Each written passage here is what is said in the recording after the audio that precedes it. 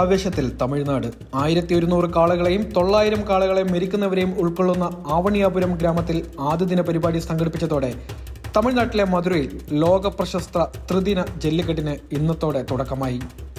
മികച്ച കാളയ്ക്ക് 11 ലക്ഷം രൂപ വിലയുള്ള ട്രാക്ടറും മികച്ച കാളയെ മെരിക്കുന്ന ആൾക്ക് 8 ലക്ഷം രൂപ വിലയുള്ള കാറും മറ്റ് സമ്മാനങ്ങളും നൽകും.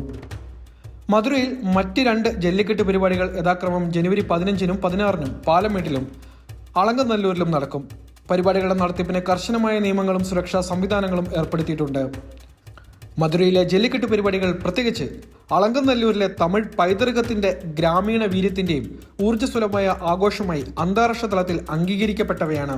ഈ വർഷത്തെ തമിഴ്നാട്ടിലെ ആദ്യ ജല്ലിക്കെട്ട് ശനിയാഴ്ച പുതുക്കോട്ട ജില്ലയിലെ തച്ചൻകുറിച്ചി ഗ്രാമത്തിൽ നടന്നു. ജനുവരി മുതൽ മെയ് 31 വരെയുള്ള കാലയളവിൽ 120-ലധികം ജല്ലിക്കെട്ട് മത്സരങ്ങളും 30-ലധികം കാളവണ്ടി മത്സരങ്ങളും 50-ലധികം വടമാടിനങ്ങളും സാധാരണയായി തമിഴ്നാട്ടിൽ നടത്തപ്പെടുന്നു. പൊങ്കലാഘോഷങ്ങളുടെ ഭാഗമായി തമിഴ്നാട്ടിൽ കൂടുതലായും ആഘോഷിക്കപ്പെടുന്ന കാലങ്ങളായിട്ടുള്ള കാളകളെ മെരിക്കുന്ന പരിപാടിയാണ് ജല്ലിക്കെട്ട്.